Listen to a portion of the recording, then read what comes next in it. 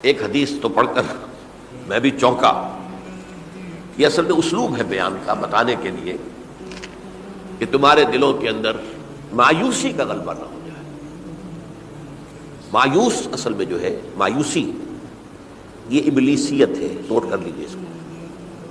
مایوسی ابلیسیت کی کا عکس ہے. مبلس کہتے کسے؟ جو مایوس ہو گیا. ابلیس سب سے بڑھ کر مایوس جو ہے وہ ابلیس ہے.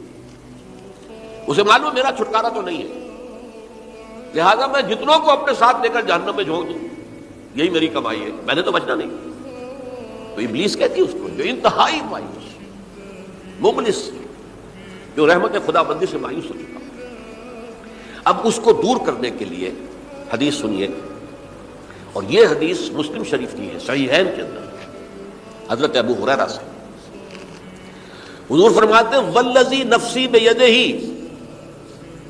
قسم ہے اس ذات کی جس کے ہاتھ میں میری جان ہے، لو لم تذنبوا، اگر تم لوگ گناہ نہ کرتے، لذهب اللہ بکم، تو اللہ تعالیٰ تمہیں لے جاتا کہیں اور، ولجاء بقوم یذنبون، اور پھر کسی ایسی مخلوق کو پیدا کرتا ہے جو گناہ کرتے، فیستغفروا اللہ، اور پھر وہ اللہ سے استغفار کرتے اور توبہ کرتے، فیغفر لهم، اور اللہ تعالیٰ انہیں معاف کر دے.